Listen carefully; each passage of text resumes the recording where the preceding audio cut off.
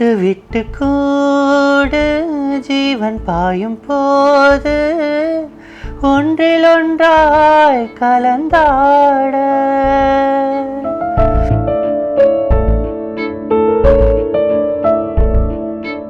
முதலா முடிவா அதை உன் கையில் கொடுத்து விட்டேன்.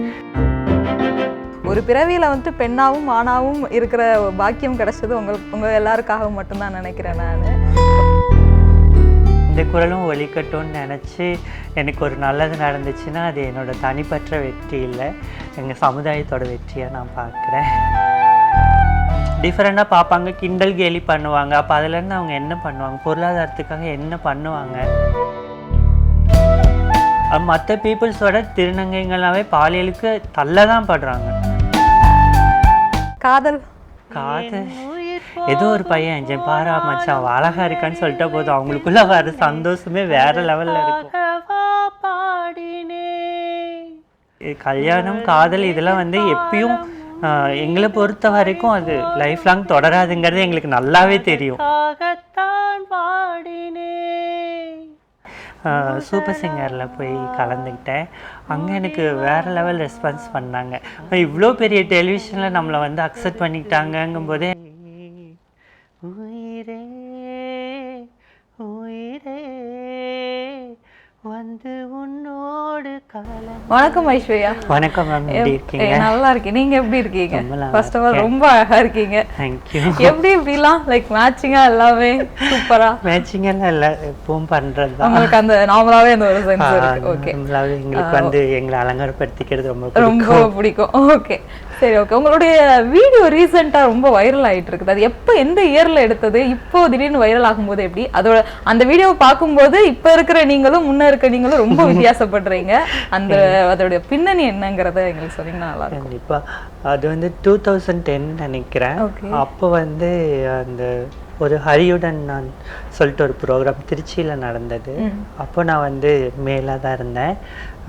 அப்போ நான் சும்மா ஏதோ போயிட்டு அட்டன் பண்ணலாமே அப்படின்னு சொல்லிட்டு அட்டன் பண்ணதான் அந்த ப்ரோக்ராம். அந்த வீடியோ இவ்வளோ வைரல் ஆகும்னு நினைக்கல. ஏன்னா இப்போ நாங்கள் ஒரு சேனலில் ஒர்க் பண்ணனால என்னோட இந்த ஃபோட்டோவும் அந்த ஃபோட்டோவும் மேட்ச் பண்ணி போட்டுட்டாங்க.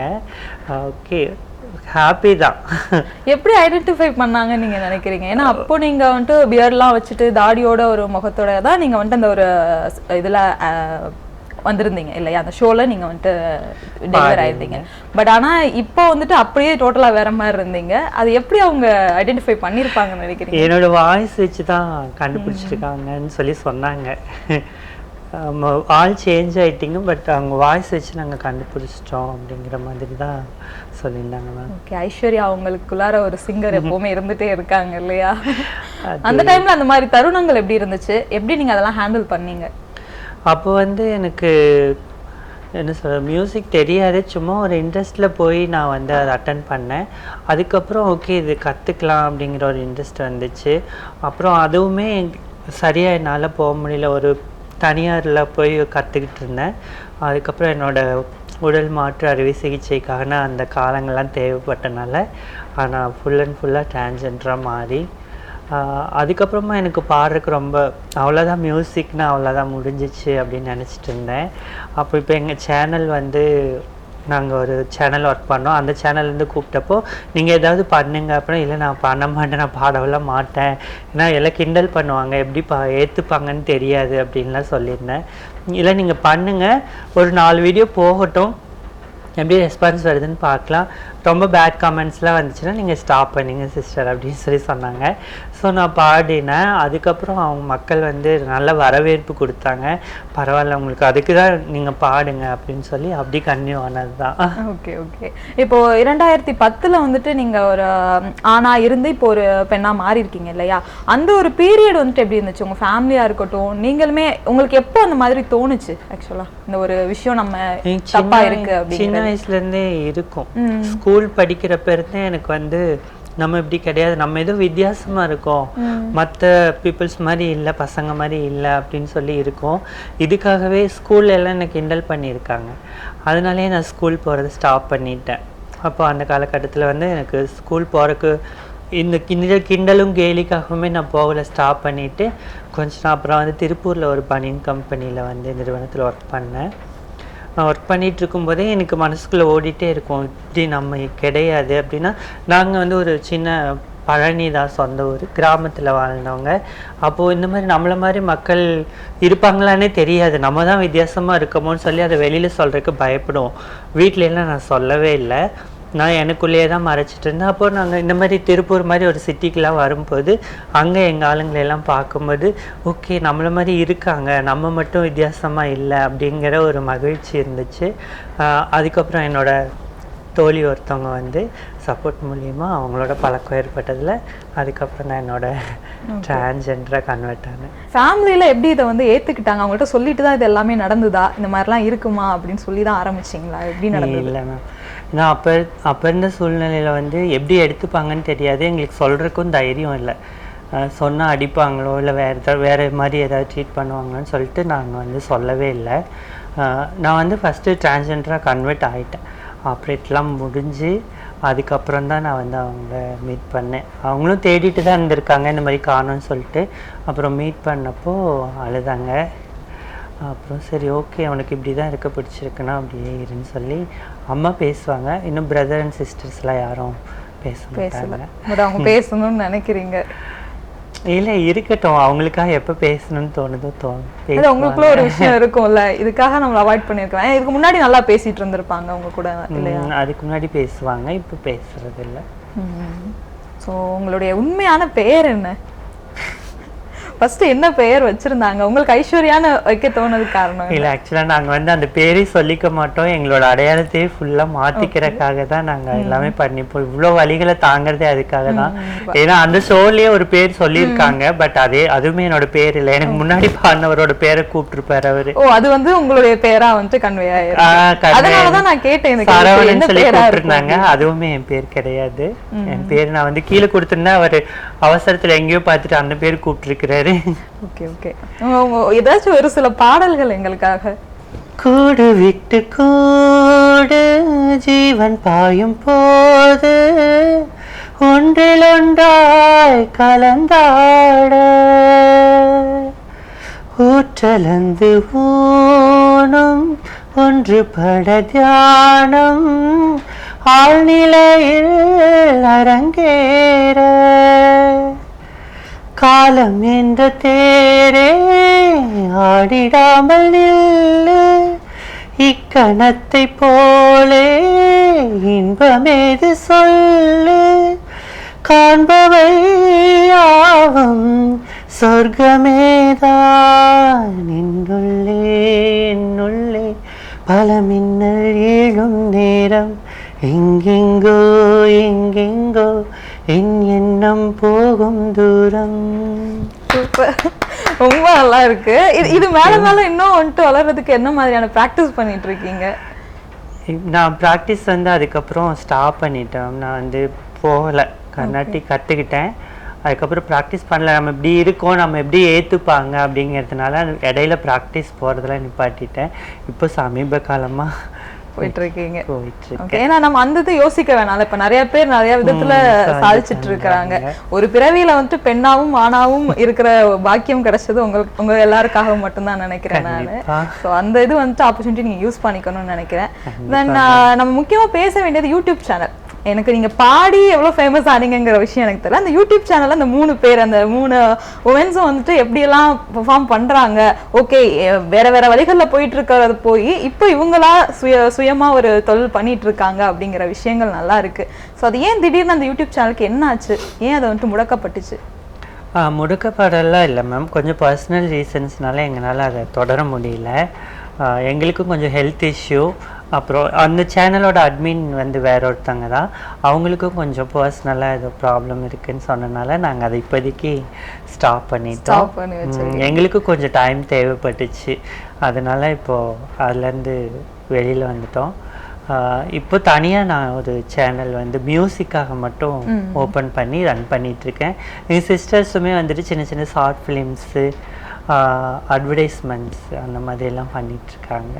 ஓகே. குக்கிங் சேனலா இருந்துச்சு இல்லையா அந்த யூடியூப் சேனல்? எப்படி குக்கிங்லாம் எப்படி? ஏன்னா நீங்க ஃபுல்லா பண்றது எல்லாமே பெரிய பெரிய லம்பா தான் ஃபுட் எல்லாமே பண்றீங்க. ஸோ அதெல்லாம் எப்படி நீங்க குக் பண்ணுவீங்க? எப்படி அந்த ஒரு விஷயம் உங்களுக்கு வந்தது? நாங்கள் ஸ்டார்டிங்கில் வந்து சும்மா கொஞ்சமாக தான் பண்ணிகிட்டு இருந்தோம். அப்புறம் அது கொஞ்சம் மேலே டெவலப் பண்ணலான்னு சொல்லிட்டு எங்கள் அட்மின் சொன்னாங்க. அப்புறம் நிறைய பேருக்கு சமைக்கிற அளவுகள்லாம் கற்றுக்கிட்டோம். நிறைய விஷயம் அதுக்காக நாங்கள் வந்து நிறைய ஒர்க் பண்ணியிருக்கோம். அது மாதிரி நிறையா பண்ணிவிட்டு நாங்கள் போய் ஆசிரமத்துக்கெலாம் கொண்டு போய் குழந்தைங்களுக்கெல்லாம் கொண்டு போய் கொடுப்போம். அது கொஞ்சம் பெரிய ஒர்க்கு தான். பெரிய ஒர்க்கு தான். பட் உங்களுக்கு ரொம்ப சாட்டிஸ்ஃபைடா? ஏன்னா எங்களுக்கு திருநங்கைகள்னாவே குழந்தையிலேருந்தே எங்களுக்கு இந்த சமைக்கிற ஆர்வம், அழகுபடுத்திக்கிறது இதுல எல்லாம் ரொம்ப இன்ட்ரெஸ்டிங்கனால குக்கிங்னா ஓகே, அது ஒரு ஜாலியாக இருக்கும் எங்களுக்கு சமைக்கிறதுக்கு. அப்போ அந்த ஒர்க்கே எங்களுக்கு அந்த இதுலேயும் கிடைச்சனால நாங்கள் ஜாலியாக அதை பண்ணினோம். ஓகே. உங்களோட ஃபுல் டைம் ஜாபா? அப்பதான் ஃபுல் டைம் ஜாபாவே எங்களுக்கு அது இருந்துச்சு. ஓகே. அது இதுக்கப்புறம் என்ன பண்ண போறீங்க? லைக் இப்போ யூடியூப் சேனலும் வந்துட்டு இதுவாயிடுச்சு. இப்போ இதுக்கப்புறம் உங்களுடைய முயற்சி என்னவா இருக்க போகுது? இப்போ நாங்கள்லாம் தனியாக சேனல் ஓப்பன் பண்ணிவிட்டு நான் இப்போ வந்து மியூசிக் தனியாக பண்ணிகிட்ருக்கேன். அது மூலியம் ஏதாவது பண்ணுவோம். மக்கள் எல்லாத்துக்கும் வரவேற்பு கொடுத்துருக்காங்க. அது மாதிரி என்னையும் ஏற்றுக்கிட்டு இந்த குரலும் ஒலிக்கட்டும்னு நினச்சி எனக்கு ஒரு நல்லது நடந்துச்சுன்னா அது என்னோட தனிப்பற்ற வெற்றி இல்லை, எங்கள் சமுதாயத்தோட வெற்றியாக நான் பார்க்குறேன். ஓகே. ஏன்னா இப்போ எல்லாருமே பார்க்கும்போது ஒரு டிரான்ஸ்வுமனாக இருக்காங்க அப்படின்னா அவங்களுடைய வழிகள் வேற மாதிரி தான் இருக்கும். ஏன்னா ஒரு சிலர் தான் அதுலேருந்து தப்பிச்சு ஒரு நல்ல நிலைமைக்கு வந்துட்டு இருக்காங்க. ஸோ அவங்களுக்குலாம் நீங்கள் என்ன சொல்ல விரும்புகிறீங்க? எல்லார் லைஃப்லேயுமே கஷ்டம் இருக்கும். அதில் ஒருபடி எங்களுக்கு கொஞ்சம் அதிகமாகவே இருக்கும். ஏன்னா ஃபேமிலிலேயும் கைவிடப்பட்டு தனியாக தனித்து ஒரு சின்ன வயசில் வெளியில் வரும்போது ஒரு பொருளாதார ரீதியாகவும் மற்ற கஷ்டங்களெல்லாம் அனுபவிக்க வேண்டிய சூழ்நிலை வருது. அதிலேருந்து அவங்களுக்கு வர்றதுக்கே சில வருடங்கள் எடுத்துக்கும். அவங்களே கன்வெர்ட் பண்ணிக்கிறதுக்காகவும் மருத்துவ செலவுகளுக்காகவும் எல்லாமே பண்ணிகிட்ருக்காங்க. இப்போது கேரளா, வெளிநாடுகள் அந்த மாதிரி இடத்துல எல்லாம் பார்த்திங்கன்னா திருநங்கைகளுக்கு வந்து தனியாக ஒரு சைக்காலஜி டாக்டர் வச்சு இவங்க உண்மையான திருநங்கை தானான்னு செக் பண்ணி அதுக்கப்புறம் அவங்களுக்கு உண்டான ஃப்ரீயான ட்ரீட்மெண்ட்லாம் கொடுத்து அவங்களுக்கு ஜாப்லேருந்து எல்லாமே அரேஞ்ச் பண்ணி தராங்க. ஓகே. படிக்கிறோம் நிறையா. அந்த மாதிரி இங்கேயும் பண்ணியிருக்காங்க. ஒரு சில முன்னேற்றங்கள் இருக்குது. இன்னும் அது மென்மேலும் வந்துச்சுன்னா திருநங்கைகள் வந்து இன்னும் நம்ம வெளியில் போய் ஒருத்தவங்க கிட்ட கையேந்திர சூழ்நிலைகள் கொஞ்சம் கம்மியாகும். படித்த திருநங்கைகள் நிறைய இருக்காங்க. அவங்களுக்கு ஒர்க்கெல்லாம் வந்து கிடச்சி இன்னும் மேலே வந்தாங்கன்னா மென்மேலும் முதல்ந்ததை விட இப்போ நிறைய வரவேற்பு தராங்க, ஸ்பேஸ் கொடுத்துருக்காங்க. இந்த மாதிரி இனி வர இளம் திருநங்கைகளும் வந்து எல்லாத்துலேயும் சாதிப்பாங்கன்னு நம்பிக்கை இருக்கு. ஆமாம், கண்டிப்பாக. இப்போது ஒரு சிலரால் வந்துட்டு சில பேர் பண்ணுற ஒரு விஷயங்களால் இவங்க மொத்த சமூகமும் எதிர்க்கும் அப்படிங்கிற விஷயங்கள் நிறையா போயிட்டுருக்கு. இப்போ நம்ம ஒரு பீச்சாக இருக்கட்டும், ஒரு பஸ் ஸ்டாண்டாக இருக்கட்டும், இல்லை நைட்டில் ஒரு ப்ராஸ்டியூஷனாக இருக்கட்டும், இந்த மாதிரி விஷயங்கள்லாம் நிறையா நடந்துட்டுருக்கு. ஸோ அவங்களுக்குலாம் நீங்கள் என்ன சொல்கிறீங்க? இந்த தொழில் தான் நமக்கு, வேற தொழிலே நமக்கு கிடையாது, இதெல்லாம் சம்பாதிக்க முடியும் அப்படிங்கிற விஷயம். ஏன்னா எங்களுக்கு மூத்த திருநங்கைகள் என்ன பண்ணிட்டு இருந்தாங்களோ அதை தான் அவங்க எங்களுக்கு சொல்லி கொடுப்பாங்க. ஏன்னா வேற வழி இல்லை. அப்போ இருந்த காலகட்டத்தில் போய் ஒரு வேலைக்கு போகிறதுக்கோ பார்க்குறவங்களே ஒரு மாதிரி அருவருப்பாக தான் பார்ப்பாங்க.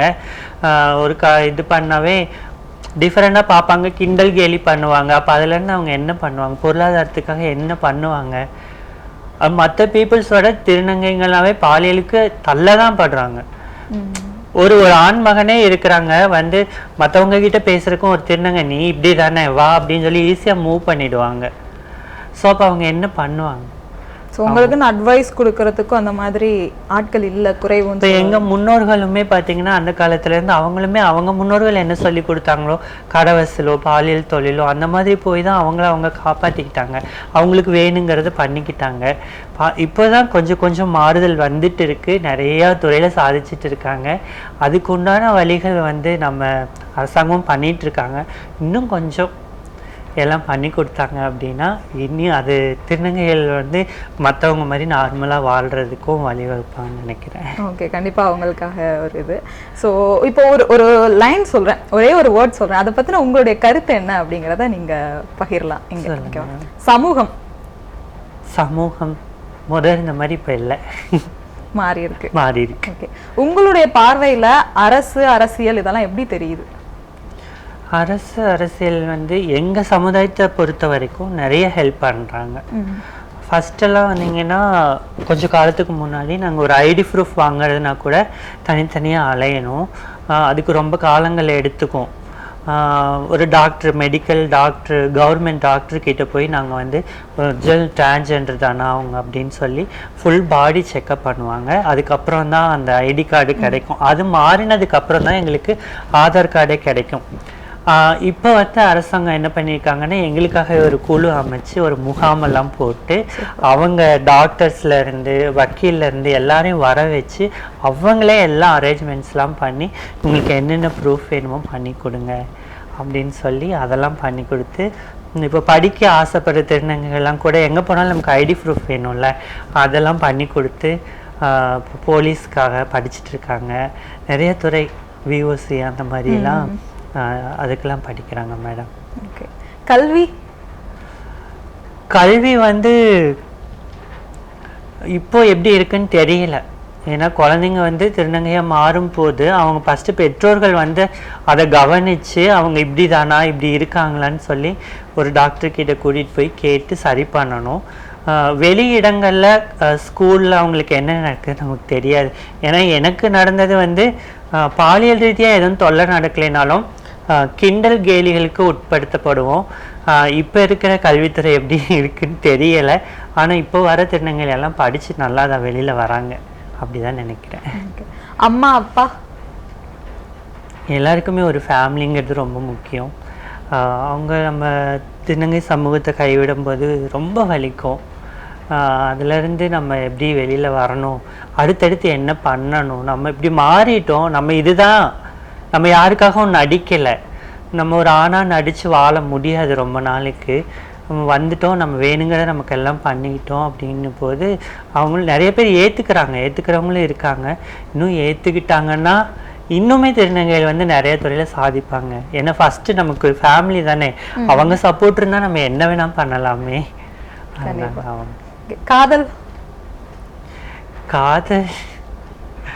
காதலுமே அப்படிதான் மேடம். திருநங்கைகள் வந்து ஒரு சாயருக்கு தோல், ஒரு உண்மையான அன்புக்காக ஏங்குவாங்க. ஃபேமிலியிலேருந்து வெளியில் வந்துட்டு ஒரு உண்மையான அன்புக்காக ஏங்குவாங்க. ஏதோ ஒரு பையன் என் பாரா மச்சான் அவள் அழகாக இருக்கான்னு சொல்லிட்டா போதும், அவங்களுக்குள்ள வர சந்தோஷமே வேறு லெவலில் இருக்கும். அப்படி இருக்கும்போது ஒரு உண்மையான அன்புக்காக ஏங்குவாங்க. அவங்க ஒரு சில காலங்கள் அவங்களோட இருந்துட்டு, நீ என்ன இருந்தாலும் ஒரு திருநங்கை தானே, உன்னால் ஒரு குழந்தை பெற்று கொடுக்க முடியாதுல்லன்னு சொல்லி அவங்க ஃபேமிலி சார்ந்து போயிடுவாங்க. அதுவுமே நிறைய வழிகளை தான் தரும். ஸோ இதனால இளம் திருநங்கைகள் நிறைய பேர் தற்கொலை பண்ணி இறந்துருக்காங்க. இனிமேல் அப்படி நடக்க வேணாம். யாருக்கிட்ட பார்த்து பழகும்போது பார்த்து பழகணும். உண்மையான அன்புக்கு எப்பவுமே நம்ம யாராக இருந்தாலும் அடிக்ட் ஆகிடுவோம். ஸோ ஆண்களும் யாரும் எந்த திருநங்கைகளும் நம்ம கடைசி வரைக்கும் அவங்கள கொண்டு போக முடியும் அப்படின்னு நினச்சா அவங்களோட பழகுங்கன்னு சொல்லி நான் கேட்டுக்கிறேன், தயவு செஞ்சு. Super cute. கல்யாணம் அதுதான் மேம். கல்யாணம், காதல் இதெல்லாம் வந்து எப்பயும் எங்களை பொறுத்த வரைக்கும் அது லைஃப் லாங் தொடராதுங்கிறது எங்களுக்கு நல்லாவே தெரியும். ஏன்னா எப்படினாலும் ஒரு ஆண் ஒரு கட்டத்தில் வந்து அவங்க குடும்பத்தை சார்ந்து ஒரு பெண்ணை திருமணம் செய்து ஒரு குழந்தை அந்த மாதிரி வாழணும்னு தான் ஆசைப்படுவாங்க. அவங்களுக்கு அந்த இளமை பருவத்தில் ஒரு என்டர்டைன்மெண்ட்டா இல்லை அவங்களுக்கு பிடிச்சு வராங்களா தெரியாமல் வராங்களா இல்லை ஏதோ ஒரு ஈர்ப்பு வந்துருவாங்க. அது எப்படி இருந்தாலும் நிரந்தரம் இல்லைங்கிறது தான் என்னோட ஒரு ஒப்பீனியன். ஓகே. இப்போ முக்கியத்துவமாக உங்களுக்கு இருக்கிறது உங்களுடைய வாய்ஸ் இல்லையா? எல்லாருக்கும் இப்போ தெரிய வந்தது உங்கள் வாய்ஸால் தான் நீங்கள் ரொம்ப ப்ராப்ளமாக இருக்கீங்கன்னு சொல்ல முடியும். ஸோ அந்த விஷயத்தில் நீங்கள் இன்னும் மேலே வேறு என்னெல்லாம் பண்ணலாம், இந்த மாதிரி ஒரு வாய்ப்பு கிடைச்சா எனக்கு நல்லாயிருக்கும், இந்த மாதிரி விஷயங்களை என்னால் பண்ண முடியும் அப்படின்னு நீங்கள் நினைக்கிறது? இப்போ நான் வந்து என்னோட சிங்கிங் ஸ்டார்ட் பண்ணும்போது ரொம்ப கூச்சப்பட்டேன். அப்புறம் மக்கள் வரவேற்பு கொடுத்தாங்க. அப்புறம் என்னோட சக தோழிகள், எங்கள் அம்மா எல்லாம் சப்போர்ட் பண்ணனால சூப்பர் சிங்கரில் போய் கலந்துக்கிட்டேன். அங்கே எனக்கு வேறு லெவல் ரெஸ்பான்ஸ் பண்ணாங்க.